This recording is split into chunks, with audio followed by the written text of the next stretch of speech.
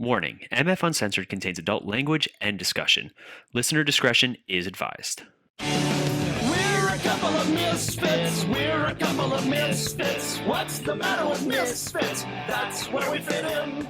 We're not Duffy and Dilly. Don't go around willy-nilly. Seems to us kind of silly that we don't fit in. Hello, everyone, and welcome back to MF Uncensored. Don't forget, if you guys are listening to us on the go, you can find us on Podbean, Apple Podcasts, Stitcher, Spotify, iHeartRadio, basically anywhere you guys get podcasts. You can also find more of our content on our website, themisfitfaction.com. There you find links to not only this show, but our other shows like the Multiverse Fancast and Cinematic Adventures.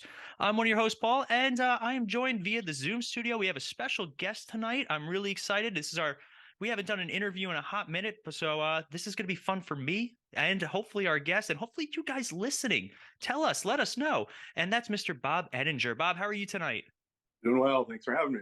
Thank you for being on. Now, before we even get started, I have to tell the story about how this interview finally came together. And Bob was like the best sport with how bad I am at certain aspects.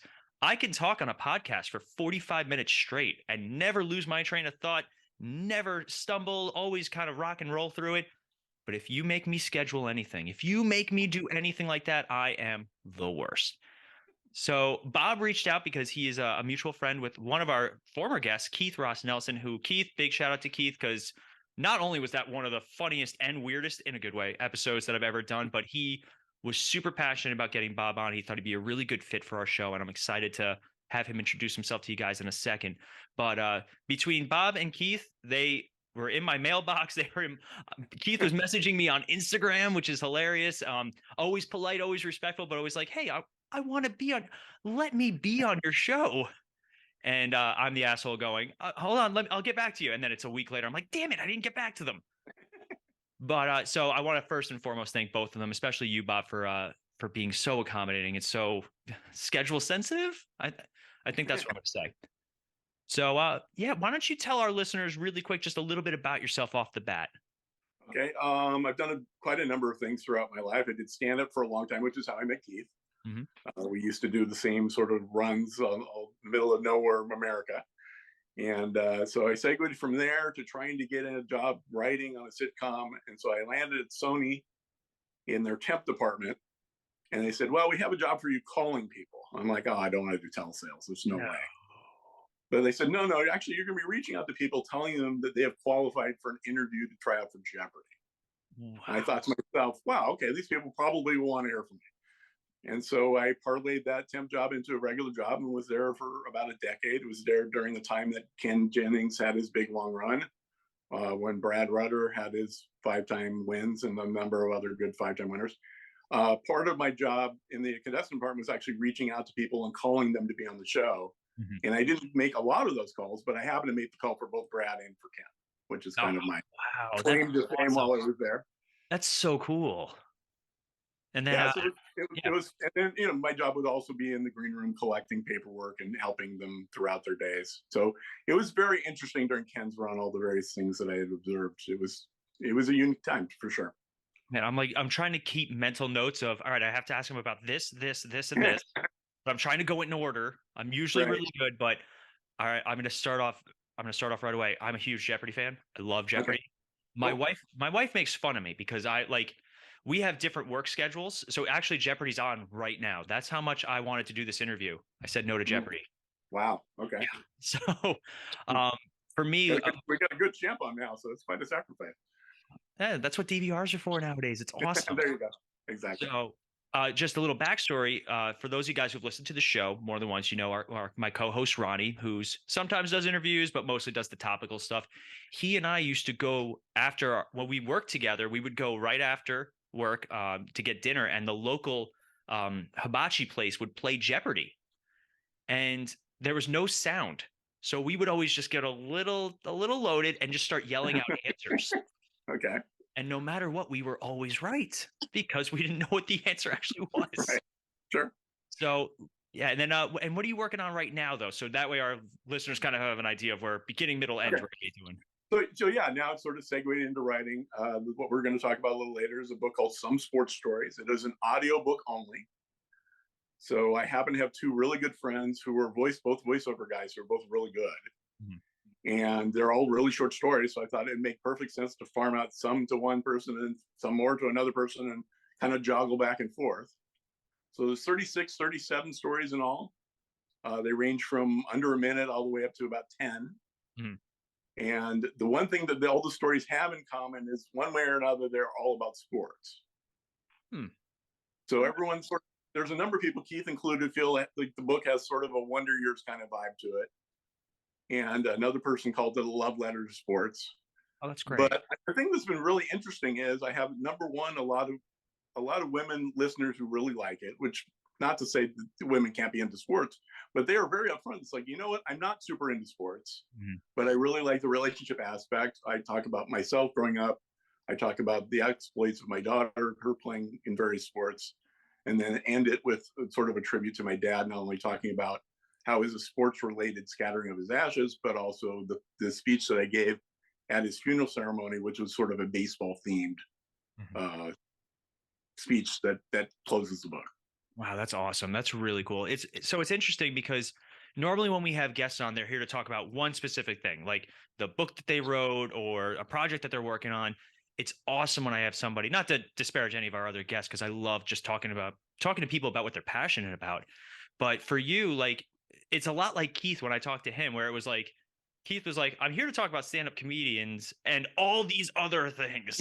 So suddenly I'm chasing Keith verbally just to try Yeah, to keep up. I think we titled the name of our episode like Cats, Kung Fu, and Comedy, because that's that's where right. we He's got all the cats too. I forgot about that. oh my God, so many cat stories. So let's start at the beginning because Okay.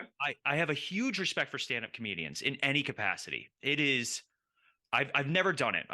People are always like, why don't you do stand-up? I go, because I'm comfortable behind a microphone. Getting up on stage is like something I have no desire to do. And I also do better when I'm bouncing off someone, not just going up there telling jokes. So how did you Right. get into stand-up comedy? I actually did my first stand-up shows when I was in high school. Actually, I Wow. grew up in Pasadena, California, Hmm. home of a very famous club called the Ice House. Okay. And there was a gentleman by the name of Danny Mora who was doing stand-up workshops there. Hmm. And as a high school senior, I took his stand-up workshop. Hmm.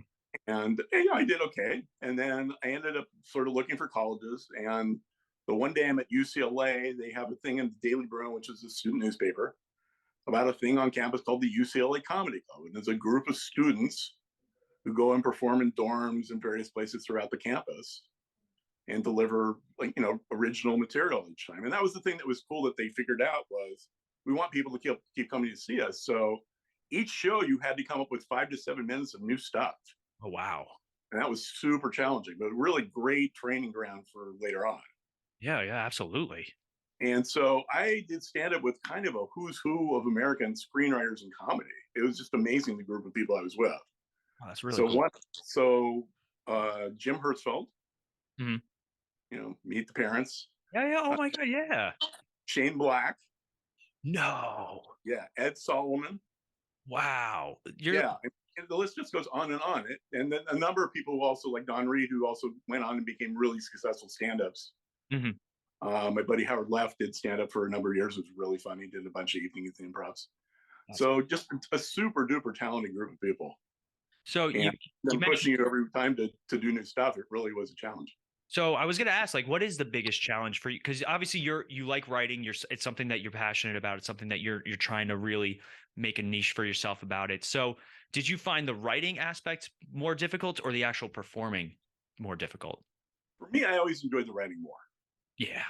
I was definitely one of those guys where I would knock out a good show, first show Saturday, and Mhm. rock it and go, okay, that's good. I'm good for a while. Wait, we got to do another one at 10:30? Oh, damn. Okay. If I Wait, have what? to. You know, the guys who are super good at doing stand up over and over again are the guys who really love being on stage and really love just, they can't wait till the next show. Right. And I was much more the guy where it's like, yeah, that's a good one. I'm set with that show, but you'd have to do another show or another show after that. So Yeah, I totally get that. it's kind of like the old Dorothy Parker thing, I guess. Didn't like writing but loved having written. Yeah, I can see that because like for So us, didn't love performing but loved having performed. right. So like when we do podcasts, there are times where we do like 3-4 episodes in a row. Wow. And I love doing it. And then it's all the opposite work, the writing up descriptions and putting it together and editing and this and that. And I'm like, man, why can't I just do the podcast part? I like that part. So Right. so like it's the opposite for you. Yeah. But I totally get it. And how long did you do stand up for? Probably about a decade or so. Wow. Things seem to be in 10-year hunks with me, but yeah, I think about, I went full time on the road in '88 and was dabbling before that. It was sort of the peak of the boom. The thing that was really great was when I quit my job, I had dates from September of '88 through June of '89 already on the books. Oh, wow. So it really gave me a little bit of comfort knowing that at least I had work for that period of time. I mean, it wasn't booked solid. I certainly had holes, but and it was also good when I was trying to book people. They would call us like, when are you available? It's like, oh, I don't have a date until X. And they'd be like, wow, you must be good if you're already booked this far. Oh, yeah. Sales 101. Right. Make yourself seem really busy. Right.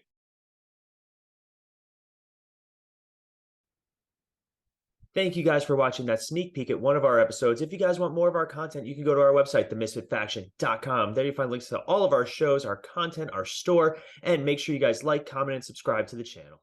We're a couple of misfits. We're a couple of misfits. What's the matter with misfits? That's where we fit in.